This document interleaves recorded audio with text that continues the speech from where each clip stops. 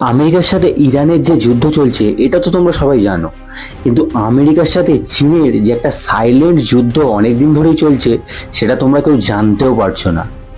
আসল ঘটনাটা কি ঘটছে এটা তোমাদের কাছে খুলে বলছি আমি। গোটা বিশ্বের বিভিন্ন দেশগুলির মধ্যে এআই নিয়ে এখন যে একটা রেষারেষি চলছে, সেই রেসে আমেরিকা তো সবার প্রথমে দৌড়াচ্ছে, কিন্তু চীন ছাড়া বাকি আর অন্য কোনো দেশ আমেরিকার ধারে কাছেও নেই। আমেরিকান সরকার এটা খুব ভালোভাবে বুঝতে পেরেছিল।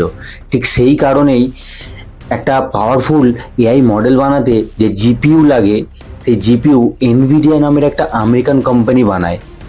তো আমেরিকান সরকার কি করলো, সেই জিপিইউ এক্সপোর্টের ওপর, বাইরের দেশে এক্সপোর্টের ওপর একটা রেস্ট্রিকশন লাগিয়ে দিল, যাতে চীন তাদের সাথে টক্কর দেওয়া তো দূরের কথা, একটা ভালো এআই মডেল না বানাতে পারে সেই কারণে। কিন্তু চীন তো ভয় পেয়ে থেমে থাকার দেশ নয়। তারা বিভিন্ন অন্যান্য কোম্পানির কম পাওয়ারফুল জিপিইউ দিয়েই আমেরিকার চ্যাট জিপিটি এবং জেমিনির মতো ওয়ার্ল্ড ক্লাস এআই মডেল বানিয়ে ফেললো, তাও অনেক কম খরচে। এবং যেহেতু চাইনিজ এআই মডেলগুলো অনেক সস্তায় ভালো পারফরমেন্স দিচ্ছে, তাই বিভিন্ন আমেরিকান কোম্পানি তাদের দেশের এআই মডেল ছেড়ে চাইনিজ এআই ব্যবহার করতে শুরু করলো।